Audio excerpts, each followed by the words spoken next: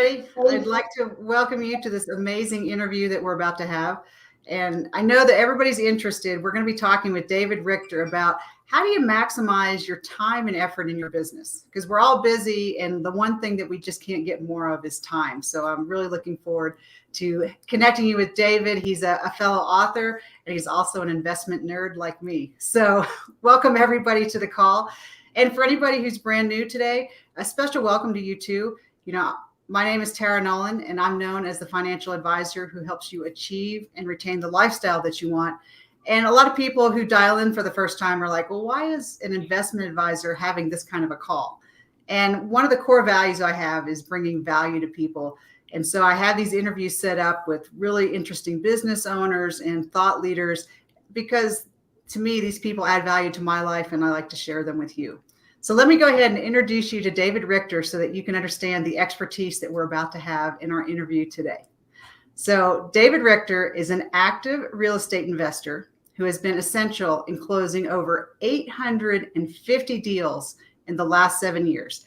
And for those of you that know real estate, he's done wholesale, turnkey, owner finance, rentals, lease options, and almost any other exit strategy that you can think of.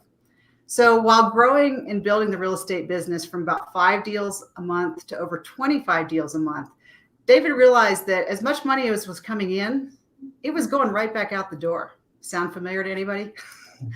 So with this unique opportunity that David had of being in almost every seat that you could sit in as a real estate investor, he found his calling in the company's finance seat to help businesses see where their money was really going. David has helped real estate companies completely turn around from going out of business to building cash reserves by using the Profit First cash flow system. And David wrote Profit First for Real Estate Investors. And this book is a derivative of the original Profit First by Mike Michalowicz. And it's tailored specifically for real estate investors. So his goal today is to completely transform the real estate investing industry when it comes to how real estate investors view their finances. He wants to bring investors true financial clarity and freedom and help every investor stop living deal to deal. So welcome, David. Thank you. Thank you for having me, Tara. I'm really excited to be here today. So, I just want to kind of jump right in with a basic question, and please don't roll your eyes. But I remember when I was first getting involved in real estate investing, a question I got a lot was, what is the difference between a realtor and a real estate investor? Sure. So I would say one has a license, one doesn't. No, not necessarily. No, a real estate, when you think of a realtor, I think of like my simple definition would be someone who specifically owns the license to be able to sell a property for someone else, where a real estate investor is usually building either a rental portfolio, or they're the people that you see on HGTV that are fixing and flipping a property, or there's different levels of real estate investor too, but that is usually they're looking to get a return on a property and they're buying assets. A real estate investor buys assets, where a real estate agent provides a service for people. That might be a very simple way of distinguishing those two, where I still think real estate investors provide a service, but they're really buying those assets or growing their portfolios. Okay, I really like that. So that naturally leads to the question, and I probably should have asked you this first, David. So how did you get involved in real estate investing to begin with yourself? Sure. You see a lot of books behind me. One of those books is Rich Dad, Poor Dad, and that's by Robert Kiyosaki. And if you're a real estate investor, I think that's kind of like required reading at this point to read that book. But I got that book in college from a good friend, started reading the book, and that's what started the domino effect. And I could tell you the whole story. I did my first deal. It was a fun deal. This was about 2012. So I bought a house off of the MLS. It was a HUD foreclosure property, and fixed it up and rented it out for several months before I moved in there. So I, cash flowed on the front end, then moved into the property. And then 2 years later, after we had lived there for 2 years, we wanted to move, and I put a tenant in there, a lease option tenant, which is basically they rent until they're ready to get a loan to purchase. So this person, he was like super tenant. He paid early. And then 6 months into that agreement, he got a loan and cashed me out of my property. So he owned that property and then cashed me out. I was like, wow, this is fun. I want to keep doing this. So that's where that's when I started working with that company where we took it from 5 deals to 25 deals a month. I got to sit in all the different seats in the company, really figure out how a small business operates, all the way from, when you make a sale and the front end, or when you purchase a property, to when you actually sell it or rent it, and then sitting in the finance seat too. So I got to see the whole workings of the real estate investing company, and on a bigger scale too than just me buying properties, because I was still buying properties on the side as well too, and building a little portfolio for myself. So that's how I got into it. Rich Dad, Poor Dad, and then good mentors, good people that I worked with in that company and got to sit in all those seats. So just a lot of experience, hands-on experience up front. And I love that, because Rich Dad Poor Dad was actually one of the first books that I was handed to read. And I remember it just kind of flipped the model of, because I had worked for the government for years. So you have your leave and earnings statement that shows, here's what you make, then here's all the stuff that's coming out of your paycheck and taxes. Yeah. And then there's a smaller number that that's all you actually get. Yeah. And I remember Rich Dad flipped it around and said, well, when you're a business owner, here's what you make, you deduct all these expenses, and then here's what you're actually going to pay taxes on. Right. To me, I was just like, whoa, okay. How am I 40 years old and I didn't even know that was an option? Right. It's incredible until someone opens your mind to it. It's like, why didn't I know this? Yeah, it's just like, okay, like people knew about this, and I was like, I went to college and I've been working for years, and how did I get this far in life and not even know? So right. Congratulations to you for learning that in college. So yeah, good friend. Had a good friend. So. Well, right. But the thing is, though, is you also have to be ready to receive it. And have you noticed that, like, someone can tell you something and you maybe 5 years later where you're like, oh, that's what they were telling me. Yes. Like, oh. Yes, indeed. So I'm sure I've had mentors who are like, yeah, we were telling you that and you just weren't hearing it. And so really interesting with that story. The next thing I really want to talk about, and I think this is just such an incredible concept for people to understand, is when you talk about exit strategies, and just jump in and talk to us about that a little bit. So in real estate, there's a bunch of different exit strategies that you can use, especially if you're just in real estate, starting out, real estate investing. There's where you can actually wholesale a property where you get it under contract. You're usually solving someone's pain there. Like they've got a house that has had a lot of damage, or they inherited a property, or, something where they need to sell it. That's not the typical, they are going to fix it up and sell it on the retail market. So wholesaling is basically saying, okay, I'll buy it from you and then not do anything to it and sell it to an end investor who's going to fix it up and do all that stuff to it. They're basically, getting that property just to move it.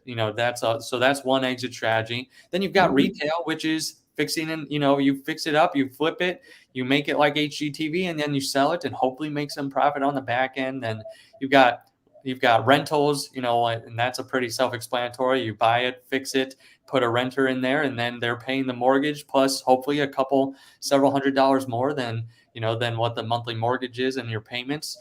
Then you've got lease options, which is what I did with my first property. You actually have a lease, a regular lease with a renter, but then you also give them the first option to purchase. Like no one else can buy this property besides you, and you get it for this price and lock that in. So that's a good bridge into home ownership for people who may have lost a job during the pandemic, or like for any reason, and like they can't maybe get a property right then, and then you're kind of helping them get into that home ownership, which was exactly what this guy's situation was. So, but there's a ton of different ones. Or you can scale up multifamily, apartments, syndications, where where you're going in and investing a bunch of money to buy hundreds of units at a time. I mean, there's a lot of different things that you can do in real estate and those exit strategies. That's probably why I like it so much, is that if you buy a property, depending on what your goals are in life, you can do several things with it. You could either wholesale it to someone else, or you can fix it up and just sell it, or you can hold it long-term for a long-term wealth plan, or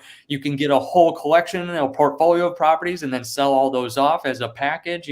There's so many different things that you can do in real estate. And I love the different exit strategies because of what they afford you as an entrepreneur and a business owner. And I like it when you sit down with folks, because one of the things with the exit strategies, I remember when I was learning about that, I didn't really understand that, because I think the first model I was introduced in real estate was just kind of a buy and hold, and just kind of assume it'll grow in value, right? Because most Right. usually property grows. But that doesn't cover the things that, like the unexpected, like the maintenance costs, or what happens if you just happen to be in a flat market where it doesn't grow. Right.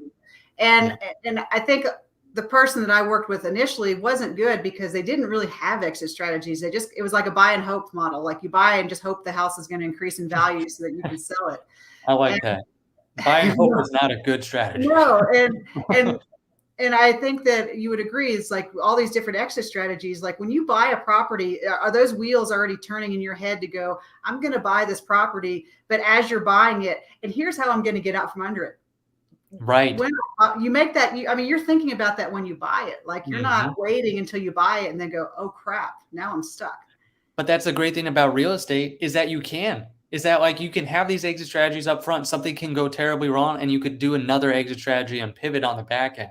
That's like, you can't do that with a stock or with, like gold or, other investment, Right. traditional investments that you think of. Like, if something goes wrong with the real estate, even though you planned, oh, I'm going to wholesale the property, like, I don't want to fix and flip this one or whatever. And then it turns out like there was a bunch more repairs and no one purchasing it. Well, guess what? If you purchase it now you can either retail it, or you can, have it as a rental, or now you've got other options in case your first strategy doesn't work. Like, if you're thinking, this is what I could do with it. That's why I like real estate a lot too. Because even if you plan for it, there's usually other things you can do with it.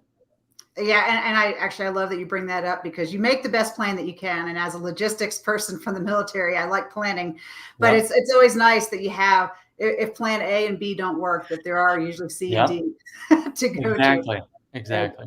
and it's knowing somebody like you that can help and go, okay, hey, because sometimes it's not just that the deal went bad. It's just sometimes something in your life changes, or Yep. you want to go a different direction. And so that's really cool, that this concept of exit strategies. So in your bio, one of the things that I found really interesting was you talk about building cash reserves. And I mean, that sounds good to everybody. Oh yeah. So when you talk about that, what do you mean about building cash reserves? Here we go. Because this is what I was, a real estate investor and bought properties. I sold my properties a while ago when I started working with a different investor, because when I, like in my bio, it mentions we were doing 25 deals a month, but as much was coming out, going out, coming in, it was going right back out. So that's where I saw, like, okay, there has to be a better way.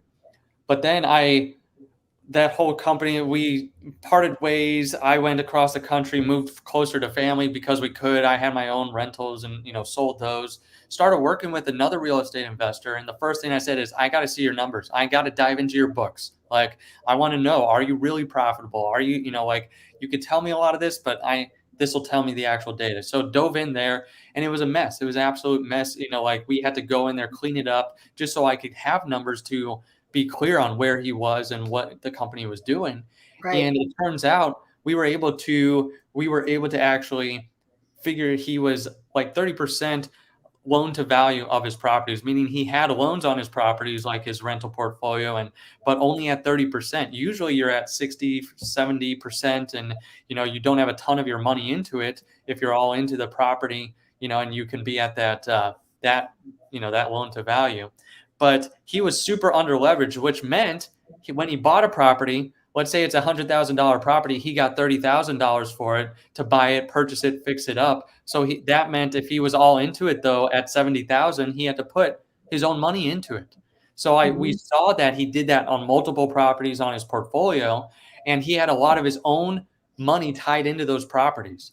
Well, that was one of the big things we saw right away just from cleaning up. And he was able to take that equity and then go and do what he wanted with it.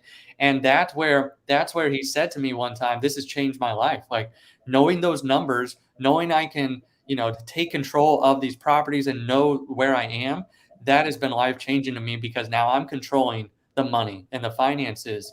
And that to me was a light bulb of like, I need to help other investors. There's probably just not this one scenario of someone doesn't know their numbers and there's a better result on the other side. Right. That's where I called one of my mentors, and said, I'm thinking of starting a business, Simple CFO, to help investors like just know their numbers and, like have someone who knows how to talk with them. And he said, have you read the book Profit First? And I said, no. He said, you need to read that. So I read that book by Mike Mikowitz, took 10 pages of notes and said, this is it. This is the framework of making sure that an investor can pay themselves, that investors have cash reserves. This was the big thing, that light bulb moment, the question you asked was about cash reserves. And that's where this book helped me understand, not only can these real estate investors invest their money, take home, make sure that they're comfortable as a business owner, but they can also have cash reserves for whatever purpose, profitability, to invest in more properties or whatever it was. So that's where I took that framework and was like, we need to make sure that we are incorporating cash reserves and actual cash profitability inside of these businesses. So that's kind of what got it started. And then now I've just been beating this drum. That's why I wrote a sub book for the real estate investing market specifically, because I'm just passionate about people having the reserves, because it does several things. It's peace of mind for the owner. It stops them living deal to deal. It's also peace of mind if they have a team, they're not on edge of like, are we going to make payroll? It's like you have that peace of mind and they have that peace of mind. If you're an investor, if you're a real estate investor, having reserves makes you more fundable and bankable from banks and private lenders that you might need to secure properties. So even though you're like, oh, I don't want to hoard money or don't want to like have reserves because I want to invest and do all this, that's where a lot of people that are investors are like, oh man, I don't want to save or I don't want to have reserves. I want to be investing every dollar. And it's like, well, if you have reserves, that could actually trigger people to invest in your business and and you to be able to not have to use every one of your dollars, and just shows that you're business savvy. And so it's like there's a bunch of psychological and tangible benefits from having reserves. And that's why I keep beating this drum over and over and over again.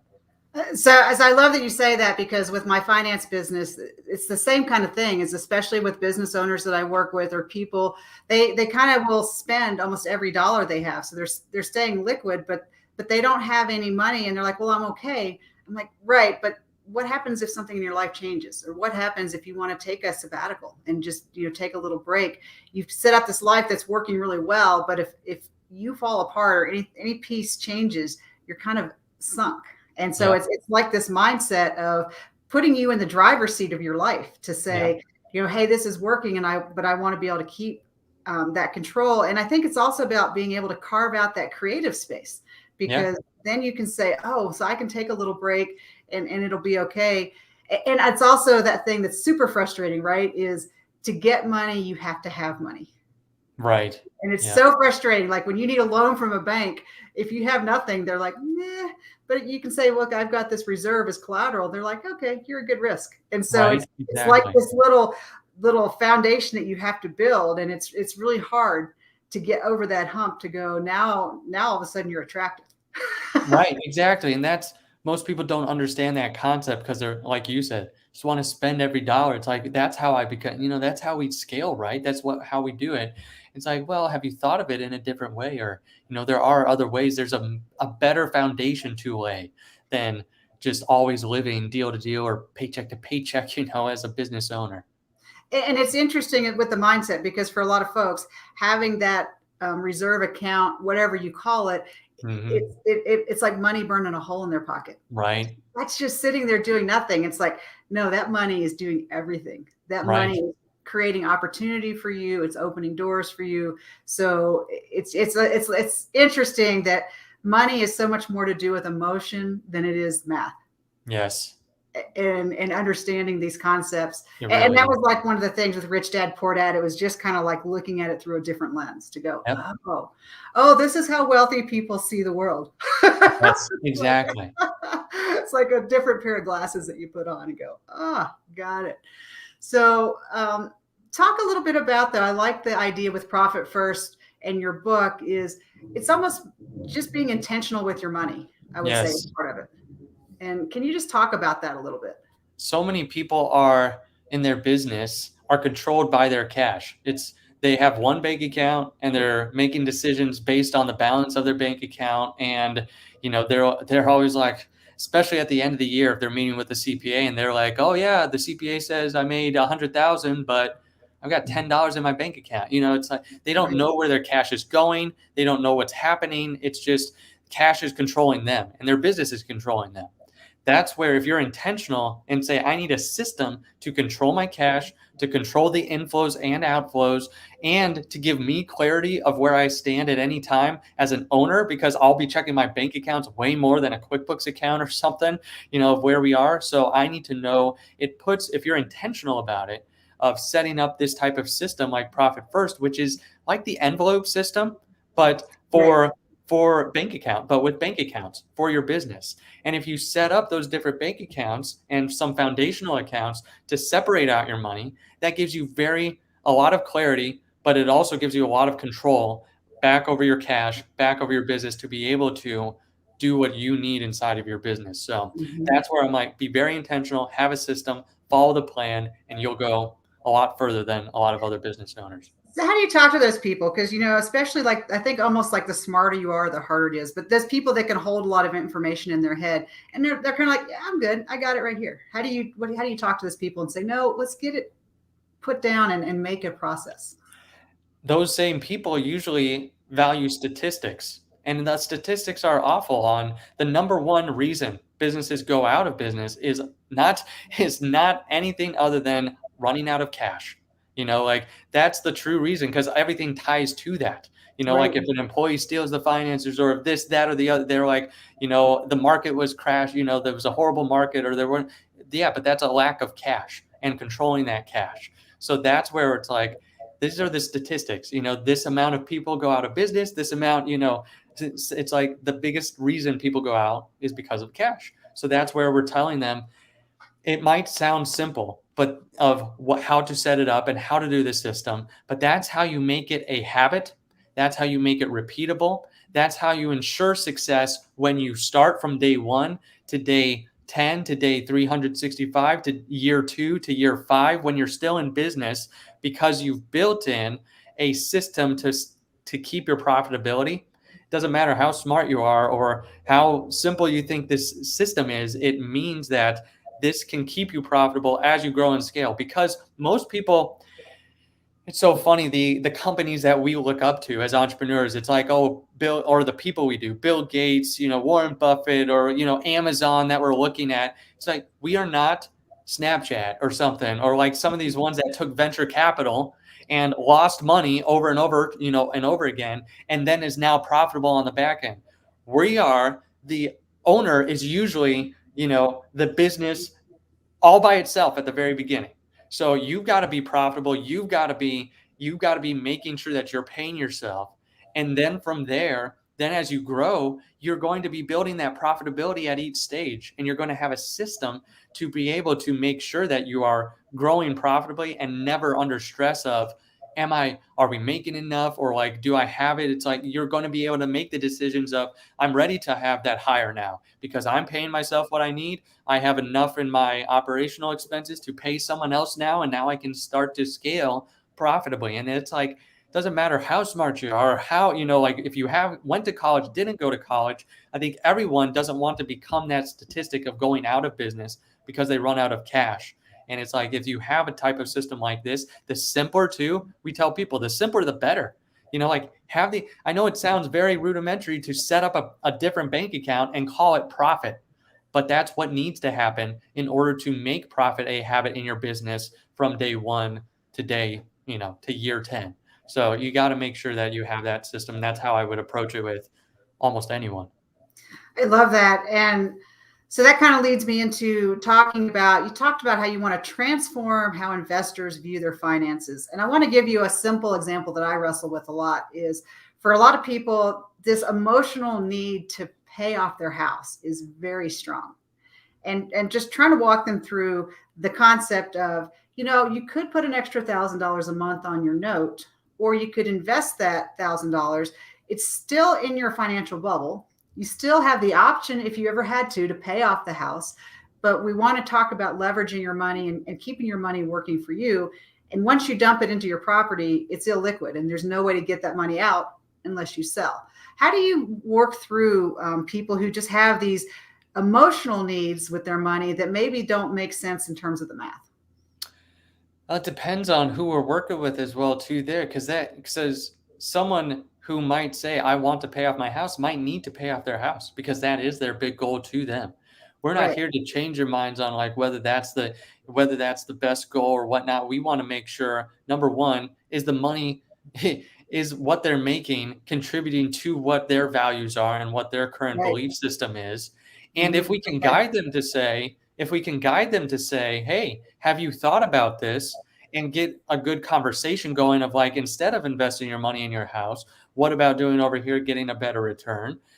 Having those conversations, open conversations, but then saying, as long as this is what your belief system is, we're going to stand behind that. So that's a lot how we would deal with that and how we work with people, because Mhm. we work with a lot of business owners. So some business owners are like, I want to pay off. And we work with real estate investors so a lot as well too. And some of them want to pay off their properties, like the houses that they have, and Mhm. some people are like, no, leverage everything. And I want to, make money in different ways. And I don't care if I have, a loan on this property. But then some people are like, no, I'd rather have 20 houses free and clear or 10 houses free and clear than 50 houses all leveraged. So it's, who is this person? What are their belief system? And then the money that they're making, is it helping to strengthen them? And if someone has like a belief system that's going to drive them into the ground, that's like where we can help them avoid pitfalls. But if it's something that's more like, okay, you could do this and get a better return, or you want to pay off the house, but that'll give you greater peace of mind, that might be what you need to do right now then. So Mhm. having Oh, those. okay. No, I love that. And that's exactly where I like to go with it is once people understand their options, then they get to make the choice. Yep. It's about educating people so that they're not going down a path because they didn't know there was a different Yep. way. But once they Exactly. go, I hear what you're saying, but I really want the house paid off. Okay, great. Let's make that happen. Right. And I love that it's about aligning good decision making with values. And it goes back to that being intentional. Yep. Almost what it seems like. Okay, as long as we're doing it in a very purposeful way, that we go down a good path. So Exactly. we're getting close on time, and I just wanted to see, did you have one last bonus concept you wanted to share with everybody? This is, I don't care if you own a business or not, I would highly encourage you to set up a separate bank account. If you're a business owner, we call it profit.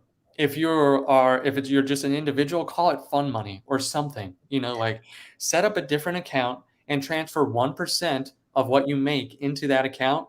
So that way you get in the habit of having profit in your business, or money that you aren't earmarking for just spending during that month. So that way, once a quarter, you can go back to that account and see how it's grown. And if you want to take up to 50% out of that, either to pay down debt or to just buy something fun, because if you're an owner, you should be rewarded for the risk you're taking. And if you are just making money, you should be having some type of an account there. It's like the reward of like being fiscally responsible. So Mhm. that's where I just have one tip: always set up another account. If you're a business owner, call it profit, transfer 1%. And if you are an individual, just set up that account, same thing, transfer 1%, because you want to get in the habit of making profit and being, and having that extra income and that extra reserves. Gosh, I love it. So what I want to do right now is just recap, because we learned a lot of stuff today, and I won't be able to recap everything, but there is just, David has given us some really good nuggets of things to know about how to make yourself pay yourself first, essentially. I mean, kind of a basic thing that I remember I learned back in college is like, you should always pay yourself first. So the first thing, I really like how David separated the difference between a realtor and real estate investing, is that a realtor is more providing a service, where a real estate investor is more looking at building assets and buying assets. So I think that's a nice distinction, because people get confused about that at some time. But and I liked about the talking about building a cash reserve, and how that really sets you up so that you have the ability to control your life. You have the ability to get loans if you need them. You have the ability to take a break if you need it. It's just that cash reserve. It puts you in control of your life a lot more, and that's amazing. Then I like that when I asked David, like, how do you deal with people? Like when you get to be an expert and you can just see so many pitfalls and you're dealing with a person, you have to meet people where they are. And it's about understanding someone's values first, and then aligning their values and bringing them along, versus just trying to tell somebody, here's what you need to do. And I really like that David has that approach. And I think that's unique about him, is that he deals with values, and he comes from a value-based place, and meets people where they are. So I think that's a key concept that David shared. And then the bonus concept that David talked about, and you can go back and listen to this again, just about setting aside that 1% and getting in that habit pattern and being intentional. So David, if someone wants to get a hold of you and reach out, how do they reach you best? simplecfosolutions.com. That's our company, and that's where we will, that's how you can interact with us. And then Simple CFO book, if you're a real estate investor, that's where you would find Profit First for Real Estate Investing. So Simple CFO book or simplecfosolutions.com. If you go to simplecfosolutions.com, I've also got my Facebook, LinkedIn, Instagram that you can connect with as well there. So thank you so much, David, for being here. I'm very excited to hear about everyone's success, especially when they reach out and connect with David and read his book. And this life savvy this is so important, whether you're an individual or you want to be a real estate investor. These ideas of paying yourself first, of having exit strategies, they're going to help you in life no matter what. So Remember, David, one more time, if someone wants to reach out to you, how do they do that? simplecfosolutions.com. simplecfosolutions.com. Don't forget that you can share this interview with your friends who may not have been able to watch today. So share it with everybody. And I'm looking forward to sharing a must-know topic with you next time. Bye, everybody.